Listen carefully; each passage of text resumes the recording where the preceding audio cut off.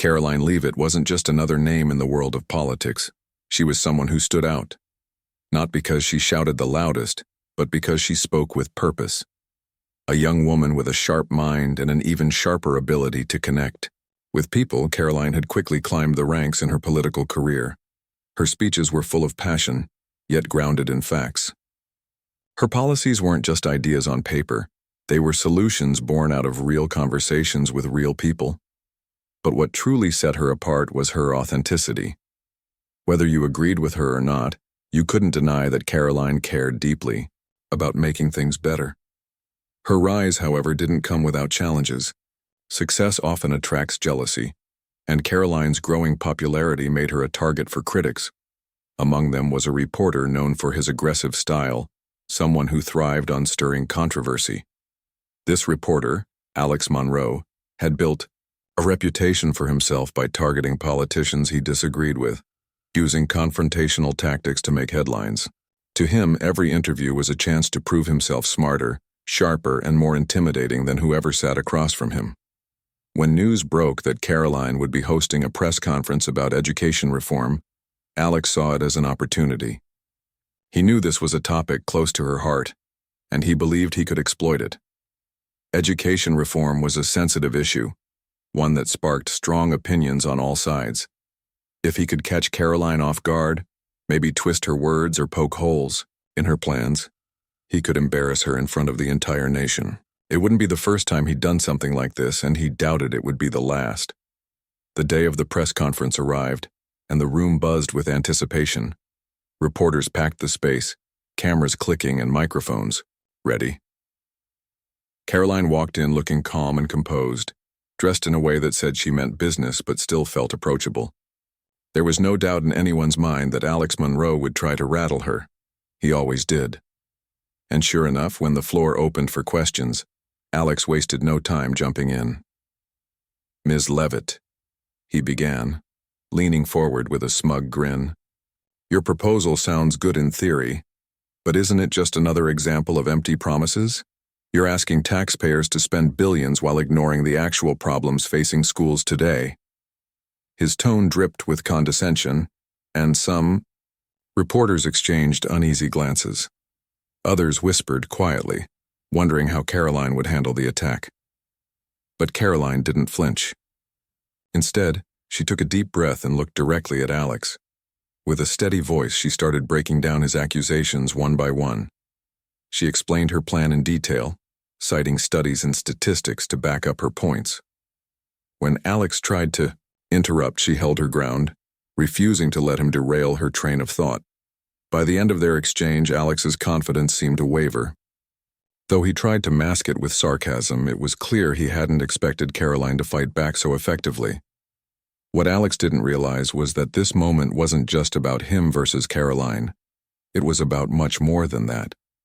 It was about the countless people who believed in Karoline's vision for change. It was about the families hoping for better opportunities for their children. And it was about showing the world that women in leadership roles could hold their own, even when faced with hostility. As the press conference wrapped up, the room erupted into murmurs. Some praised Karoline for her composure, while others criticized Alex for his combative approach. Little did anyone know, this was only the beginning of a story that would capture national attention and leave one man humiliated in ways he never saw coming. The press conference ended, but the ripple effects were just beginning. Within hours, clips of the heated exchange between Karoline and Alex spread like wildfire across social media. People couldn't stop talking about it. Some praised Karoline for staying calm under pressure, calling her a role model for anyone facing unfair criticism.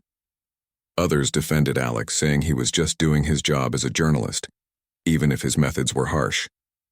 Social media feeds lit up with hashtags, memes, and debates, turning what had happened into a national conversation. Amidst all this noise, one person watched silently. Karoline's husband. He wasn't someone who usually stepped into the spotlight. In fact, he preferred to stay behind the scenes, focusing on his work as a software engineer and supporting their family in quieter ways. But seeing his wife attacked so publicly and so unfairly left him feeling something he hadn't felt in a long time: anger, Not just anger at Alex, but anger at the system that allowed people like him to thrive by tearing others down. That night, after putting their 2 young kids to bed, he sat down at his computer. At first, he thought about writing a short Facebook post, a few lines to vent his frustration. But as he typed, the words kept coming. Before he knew it, he'd written pages. What started as a simple message turned into a detailed response, addressing every point Alex had raised during the press conference. More importantly, it became deeply personal. He didn't hold back. He wrote about the sacrifices Karoline made daily, the early mornings spent preparing speeches, the late nights answering emails, the missed family dinners because she was fighting for causes she believed in.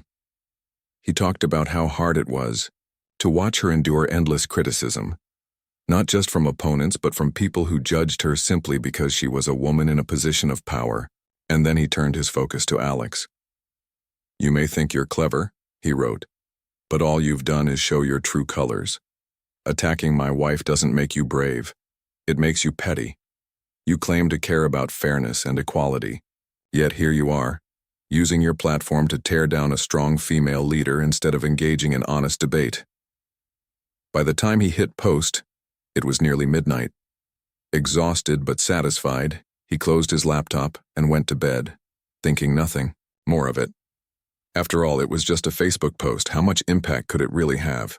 But the next morning, he woke up to a flood of notifications. His post had gone viral. Thousands of people had liked, shared, and commented on it. Strangers from all over the country were praising him for standing up for Karoline, calling him the unsung hero of the story. News outlets picked it up, turning it into headlines. Suddenly, the narrative shifted. The spotlight wasn't just on Karoline anymore, it was also on her husband, whose heartfelt words had struck a chord with so many. For Alex, things quickly spiraled out of control. The backlash was immediate and intense. People called him out for his hypocrisy, pointing out that his aggressive tactics did more harm than good. Critics dug up past interviews where he'd used similar approaches against other politicians, accusing him of building his career on sensationalism rather than substance. Even some of his colleagues began distancing themselves, uncomfortable with being associated with the controversy. Faced with mounting pressure, Alex issued a public apology later that week. Sitting in front of a camera, he read a statement acknowledging that his comments might have come across as disrespectful, but anyone watching could tell the apology lacked sincerity. Instead of taking full responsibility, he framed his actions as a misunderstanding, blaming the heat of the moment for his behavior. It was clear he was trying to save face, but it didn't work. The public wasn't buying it. Comment sections lit up with criticism, accusing him of dodging accountability. Even mainstream news anchors weighed in, questioning whether an apology, like that, was enough. For once, Alex found himself on the defensive, struggling to regain the upper hand he'd always prided himself on having. Meanwhile, Karoline and her husband remained quiet. They didn't need to say anything. Their supporters were already speaking for them. Together, they focused on moving forward, knowing that the best way to respond to negativity was through action. Karoline continued pushing for education reform, while her husband returned to his routine, though now with a newfound sense of purpose. As days turned into weeks, the drama began to fade from the headlines, but its impact lingered. The incident sparked important conversations about media ethics and gender bias in politics. Many pointed out that if Karoline had been a man, Alex's line of questioning would have been seen as unnecessarily hostile. Others noted how rare it was for spouses of politicians to speak out publicly, making her husband's intervention all the more impactful. For Alex, the fallout proved devastating. Advertisers pulled sponsorships from his show, and colleagues distanced themselves further. While he continued working, his credibility took a significant hit. On the flip side, Karoline emerged stronger than ever. Polls showed increased support for her policies, and she gained new allies across the political spectrum. Behind closed doors, Karoline thanked her husband for his unwavering support. Though she never doubted her ability to handle critics, having him step in reminded her that she wasn't alone in this fight.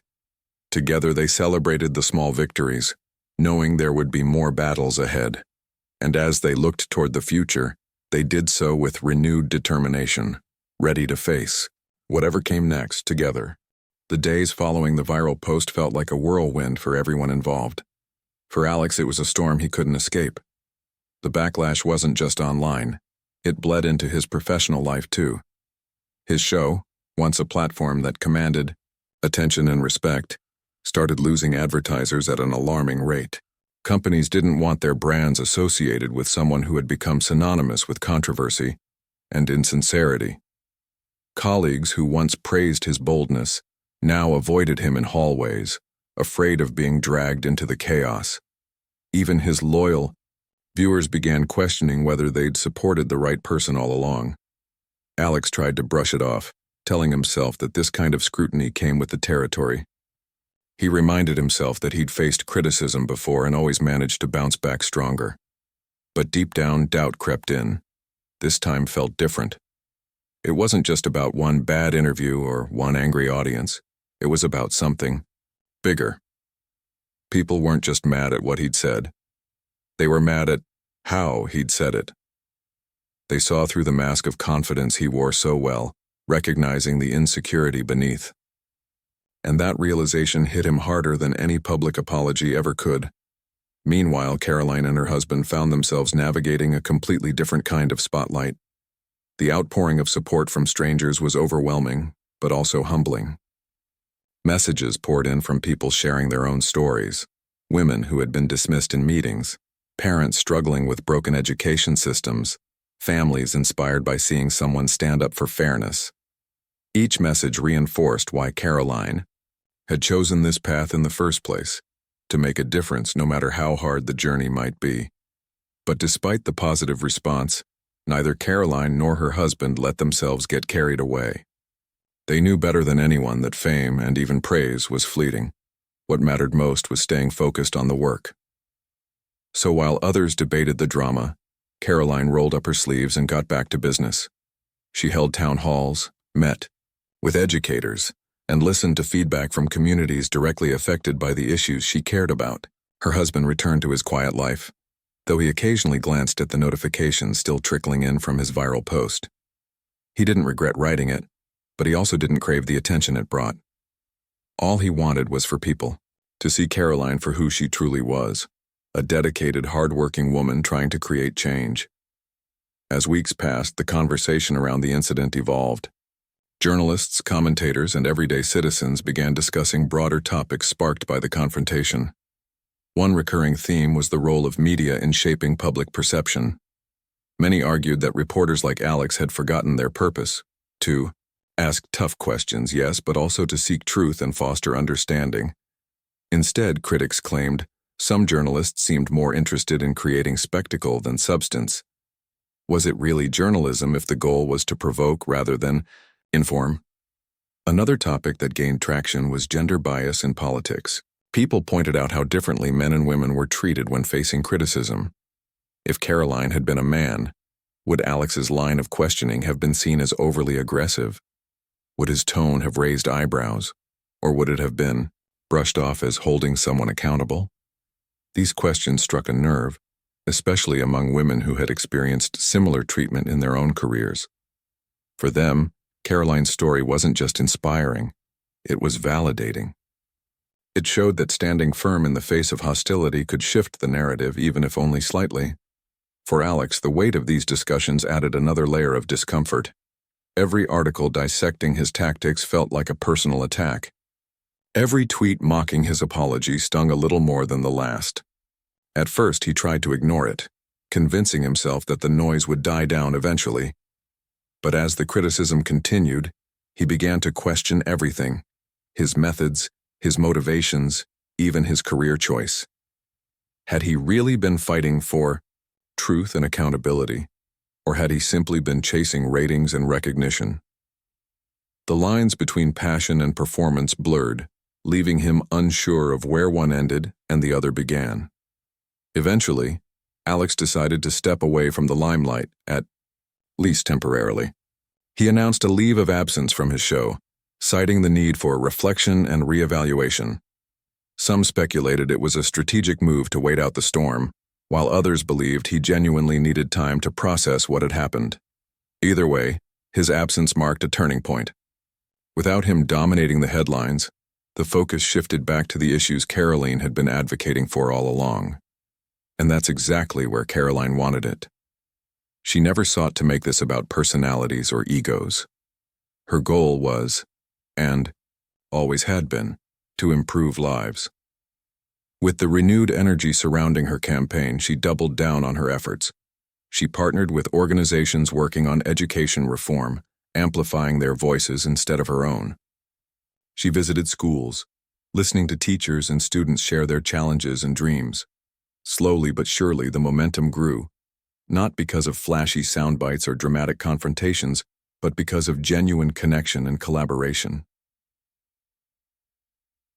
Behind the scenes, her husband played a quieter but equally important role. He became her sounding board, offering advice and encouragement whenever she needed it. He reminded her to take breaks, to celebrate small wins, and to remember why she started this journey in the first place. Together, they formed a team that balanced ambition with humility, strength with kindness. And though neither of them craved the spotlight, their partnership inspired countless others to believe in the power of unity over division. By the time the dust settled, the world had moved on to new headlines and fresh controversies. But the lessons from this chapter remained. It wasn't just about one reporter's misstep or one politician's resilience. It was about the values we choose to uphold in moments of conflict. It was about recognizing the importance of empathy, integrity, and authenticity in leadership. Most importantly, it was about proving that when people come together to support what's right, they can create ripples of change that extend far beyond a single moment in time. As the weeks turned into months, the story of Karoline and Alex faded from the front pages, but its impact lingered in ways no one could have predicted. For Karoline, life didn't slow down, it sped up. The attention she received after the press conference and her husband's viral post opened doors she hadn't expected. Invitations poured in from all corners of the country, speaking engagements at universities, interviews on major news networks, and even requests to collaborate with grassroots organizations working toward similar goals. It was overwhelming, yes, but also invigorating. She had always believed in the power of collective action, and now she saw firsthand how a single moment could spark a movement. But fame, no matter how well-intentioned, comes with its own challenges. As Karoline stepped into larger arenas, she faced new kinds of criticism. Some accused her of riding the wave of controversy for personal gain, while others questioned whether her policies were practical enough to implement on a national scale. These doubts weighed on her, not because they were entirely baseless, every ambitious plan has risks, but because they often came wrapped in cynicism rather than constructive feedback. Still, she refused to let negativity derail her mission. Instead, she leaned harder into what had gotten her this far: honesty, hard work, and an unwavering belief in the people she served. Her husband, too, found himself navigating uncharted territory. Though he had never sought the spotlight, his viral post made him something of a reluctant hero. Strangers approached him online and offline, thanking him for standing by his wife and calling out injustice when he saw it. At first, he felt uncomfortable with the praise. He didn't see himself as extraordinary. To him, defending Karoline wasn't heroic. It was simply what anyone who loved someone should do. But over time, he began to understand the significance of his actions. In a world where so many stayed silent, his willingness to speak up resonated deeply with people yearning for authenticity. Together, Karoline and her husband became a symbol of partnership, not just romantic, but ideological. They represented the idea that real change requires support systems, whether it's a spouse cheering you on or a community rallying behind a shared vision. Their bond reminded people that behind every leader is a network of individuals contributing in their own way. For some, it was a powerful reminder that success isn't achieved alone. It's built through connection and trust. On the other side of the equation, Alex struggled to find his footing again. His leave of absence stretched longer than planned, and whispers about his future grew louder. Would he return to journalism? If so, how would he rebuild his reputation? Or would he pivot to something entirely different, leaving the controversies of his past behind? No one knew for sure, least of all Alex himself. What was clear, however, was that the experience had shaken him to his core. During his time away, Alex spent hours reflecting on his career. He replayed old interviews in his mind, analyzing moments where his tactics might have crossed the line between challenging and cruel. He thought about the people he'd interviewed, their faces, their voices, their stories, and wondered if he'd done them justice. More than anything, he grappled with the question of intent. Had he truly been pursuing truth? Or had he been chasing clicks and clout? The answers weren't easy, but confronting them was necessary if he wanted to move forward.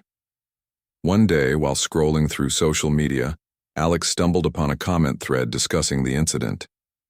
Most of the comments echoed the same sentiments he'd read countless times before: frustration, disappointment, anger. But one response caught his eye.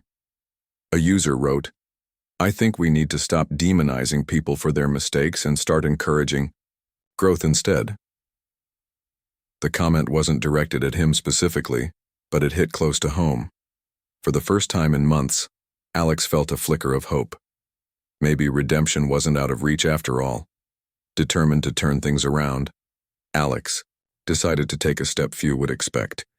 He reached out to Karoline, not publicly, not with fanfare, but quietly and sincerely. Through mutual contacts, he sent a message expressing his regret for the harm he'd caused, not just to her, but to the broader conversation about education reform. He admitted that his approach had been wrong and asked if they could meet privately to discuss how he might contribute positively moving forward. Karoline hesitated when she received the message. Part of her wanted to dismiss it outright. He had, after all, treated her unfairly. But another part of her recognized the courage it must have taken for him to reach out. After consulting with her husband and trusted advisors, she agreed to meet, not because she owed him anything, but because she believed in second chances. The meeting was brief but meaningful. Alex apologized without excuses, acknowledging the damage his actions had caused. He listened as Karoline shared her perspective, not interrupting or deflecting. By the end of their conversation, there was no grand resolution, no dramatic reconciliation. But there was understanding, a small yet significant step toward healing. In the months that followed, Alex slowly began rebuilding his career.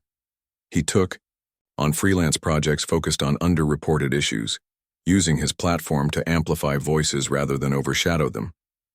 While some remained skeptical of his intentions, others appreciated the effort.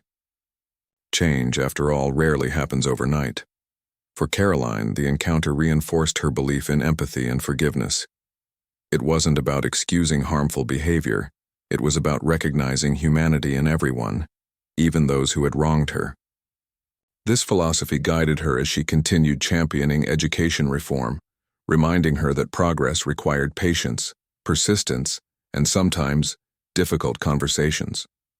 And so, the story came full circle, not with fireworks or fanfare, but with quiet determination. Karoline kept pushing for change, supported by her husband and inspired by the countless individuals counting on her. Alex worked to redefine his purpose, learning from his mistakes and striving to do better. Together, their journeys underscored a universal truth. Growth isn't linear, and neither is justice. But both are possible when we choose compassion over cruelty, unity over division, and hope over despair. The meeting between Karoline and Alex may not have been a Hollywood-style resolution, but it marked the beginning of something rare, genuine reflection. For Alex, it was a turning point, a moment when he realized that apologizing wasn't just about saying the right words, it was about showing up differently in the world. He didn't expect forgiveness overnight, nor did he think one conversation could erase the damage he'd caused. But walking away from that meeting, he felt a weight lift off his shoulders. It wasn't absolution, it was clarity. And sometimes clarity is all you need to start over. In the weeks that followed, Alex made small but deliberate changes. He stopped chasing headlines designed to provoke outrage and started seeking stories that mattered. Instead of targeting high-profile figures for quick hits, he focused on underreported issues, things like rural education gaps, access to mental health resources for teachers, and the struggles of immigrant families navigating school systems. These weren't glamorous topics, but they were important. They reminded him why he had become a journalist in the first place: to shed light where there was darkness, to give a voice to those who felt unheard. At first, his shift in focus went largely unnoticed. Old habits die hard, and many people still associated Alex with his past behavior. Social media comments mocked his sudden change of heart, accusing him of performing for redemption rather than truly evolving. Some colleagues dismissed his new approach as naive or overly idealistic. But Alex didn't let the skepticism deter him. He knew rebuilding trust would take time, and he was willing to put in the work. Slowly but surely, his efforts began to resonate, not with everyone, but with enough people to remind him that progress often starts small. Meanwhile, Karoline continued her mission with renewed energy. The support she received after the press conference controversy had opened doors she hadn't anticipated, but it also brought challenges.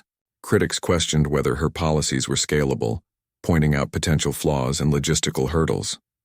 Others accused her of using the backlash against Alex to boost her profile.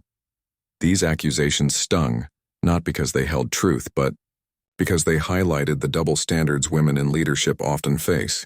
Still, Karoline refused to let negativity define her narrative. She leaned into transparency, inviting experts, educators, and community members to collaborate on refining her proposals. Her message was simple: this isn't about me, it's about us. One of the most profound shifts in Karoline's journey came from within her own team. Inspired by her husband's viral post, several staffers began sharing their own experiences of overcoming adversity. One woman spoke about being told she wasn't tough enough to succeed in politics. Another recounted how she'd been passed over for promotions despite consistently outperforming male counterparts. These stories created a ripple effect, fostering an environment where vulnerability was seen not as weakness but as strength. Karoline realized that true leadership wasn't just about inspiring others. It was about creating spaces where people felt safe to share their truths. Her husband, too, found himself reflecting on the impact of his words. Though he never sought fame, his viral post had sparked conversations far beyond what he'd imagined.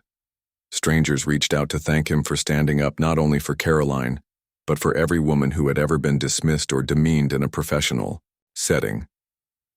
Some shared stories of their own battles: wives, sisters, daughters fighting to be taken seriously in industries dominated by men. Reading these messages, he felt both pride and responsibility. Pride in knowing he'd contributed to something meaningful, and responsibility in understanding that his voice carried weight now, whether he liked it or not. As the months passed, the lines between personal and political blurred. Karoline's campaign became less about individual victories and more about collective progress. She hosted town halls where teachers, parents, and students could voice their concerns directly. She partnered with organizations already doing impactful work, amplifying their efforts rather than trying to reinvent the wheel. Her husband joined her at some events, quietly observing the interactions and offering insights when needed. Together, they embodied a partnership rooted in mutual respect and shared purpose, a stark contrast to the divisive dynamics that often dominate public discourse. For Alex, the road ahead remained uncertain. While his new projects earned him praise from some quarters, others remained skeptical of his motives. He understood that rebuilding trust wouldn't happen overnight, and he accepted that some scars might never fully heal. What surprised him most, though, was how much he learned from the process. Listening to marginalized voices, engaging with communities he'd once overlooked, and confronting his own biases forced him to grow, not just as a journalist, but as a person.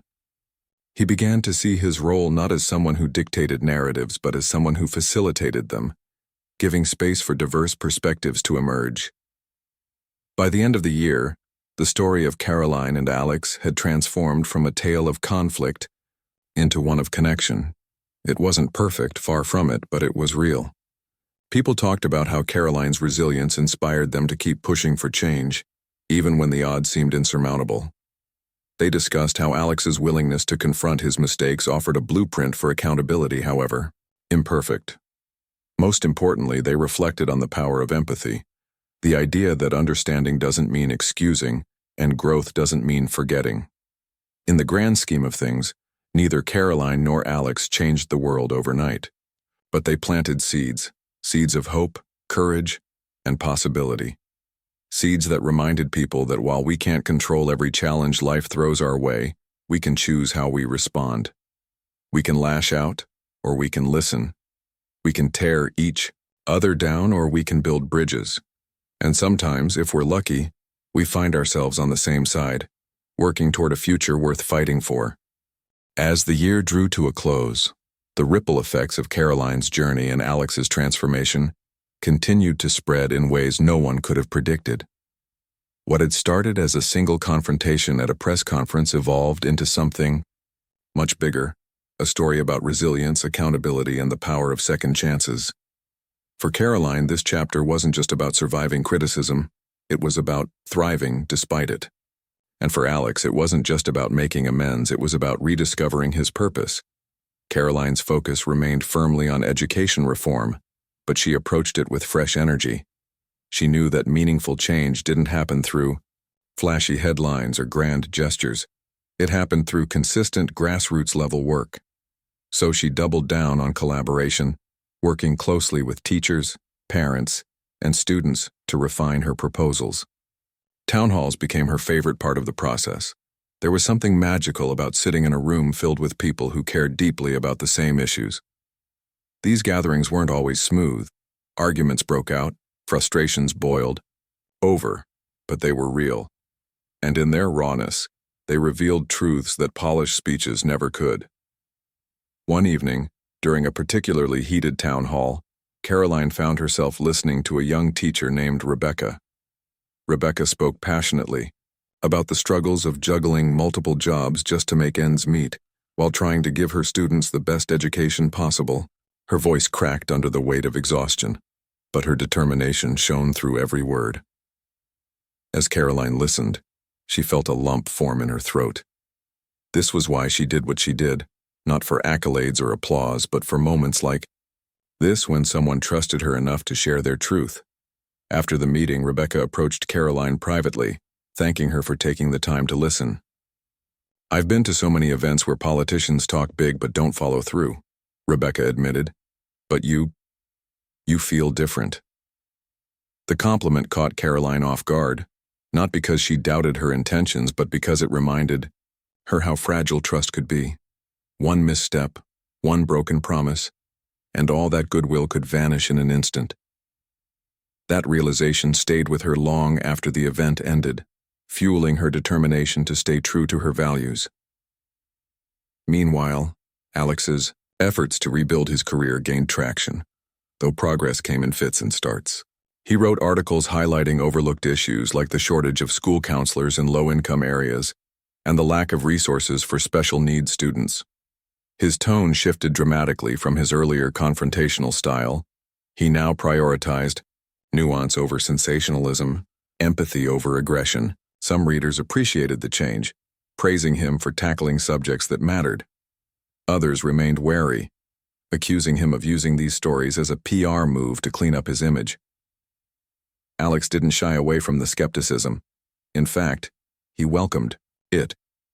During a live Q&A session hosted by a local news outlet, he addressed the elephant in the room head-on. "Look, I get it," he said, leaning forward earnestly. "People have every right to doubt me. I messed up, and I'm still learning how to do better. But if my work can help even one person, then it's worth it. That's all I care about now." The response to his honesty surprised him. While some critics persisted, others softened their stance, acknowledging that everyone deserves a chance to grow. A few even reached out privately, sharing their own experiences of stumbling and finding their way back.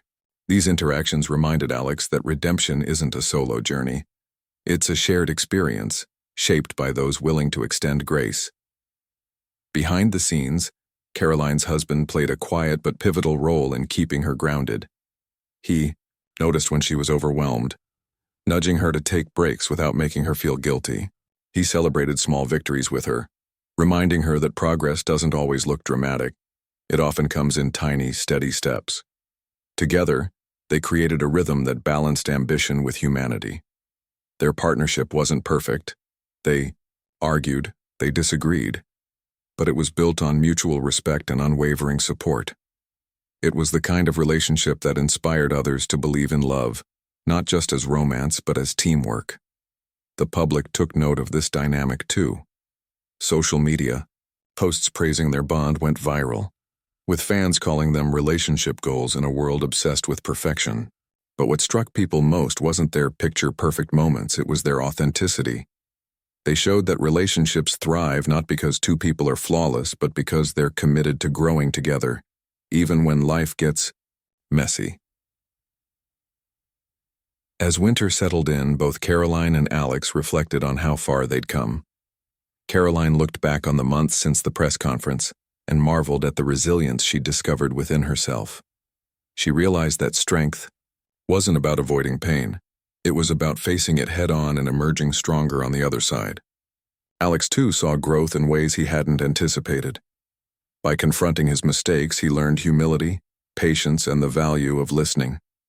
Both emerged wiser, more compassionate versions of themselves, and yet neither viewed their journeys as finished. For Karoline, the fight for education reform was ongoing, requiring constant vigilance and adaptation. For Alex, rebuilding trust was a lifelong commitment, not a checkbox to tick off. They understood that success isn't a destination. It's a series of choices made day after day, moment after moment. In the end, their stories intertwined, not because they were directly connected, but because they represented universal truths. That failure is inevitable, but growth is optional. That forgiveness isn't forgetting, it's choosing to move forward. And that connection, whether between individuals or communities, has the power to heal wounds many thought were permanent. Their paths served as reminders that we're all works in progress, capable of change if we're brave enough to embrace it. As the seasons changed and another year began, the stories of Karoline and Alex continued to unfold in ways that resonated deeply with people. Their journeys weren't just personal triumphs, they became reflections of larger truths about resilience, accountability, and the human capacity for growth. For Karoline, every step forward was a testament to her belief that progress isn't achieved alone. It's built through collective effort. And for Alex, each small victory reinforced the idea that redemption isn't about erasing the past. It's about creating a better future. Karoline's work on education reform gained momentum as more communities rallied behind her cause. What started as a local initiative expanded into a statewide movement, drawing support from teachers' unions, parent groups, and even some unlikely allies who had once dismissed her ideas. Her ability to bring people together stemmed not just from her policies, but from her willingness to listen. She understood that real change required compromise, collaboration, and patience, qualities she demonstrated time and again. One of the most memorable moments came during a rally in a small town, hundreds of miles from where her campaign began. The crowd wasn't huge, but it was passionate. As Karoline stood at the podium addressing the audience, a young boy named Ethan walked up to her holding a handmade sign that read, "Thank you for believing in us." His mother explained that Ethan struggled with dyslexia and often felt overlooked in school until programs inspired by Karoline's proposals gave him access to resources he desperately needed. Seeing his smile and hearing his story reminded Karoline why she kept pushing forward, even when the road felt impossibly hard. These encounters weren't rare anymore. Everywhere she went, people shared their struggles and hopes, reminding her that policy decisions weren't abstract concepts. They were lifelines for families fighting to build better futures. Each interaction fueled her determination to keep going, no matter how daunting the obstacles seemed. For Alex, the journey toward rebuilding his reputation moved slower than he'd hoped, but it was steady. He continued writing articles highlighting underreported issues, pouring his energy into stories that mattered rather than those designed to provoke outrage. One piece in particular struck a chord, a profile of a teacher named Maria who worked tirelessly to provide meals for students whose families couldn't afford them. The article went viral, sparking donations and volunteer efforts nationwide. For the first time in years, Alex felt like he was making a difference, not because of flashy headlines, but because of tangible impact. The response to his work surprised him. Readers began reaching out, thanking him for shedding light on topics they cared about. Some admitted they'd doubted his sincerity at first, but now saw genuine effort behind his words. Others shared their own experiences of trying to rebuild after mistakes, finding solace in his vulnerability. These messages reminded Alex that forgiveness doesn't come overnight.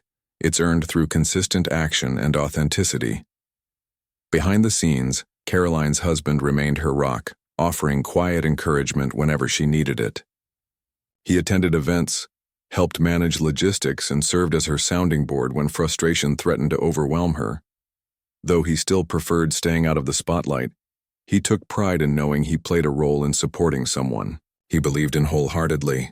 Together, they created a partnership rooted in trust, humility, and mutual respect, a model for others navigating the complexities of life and love.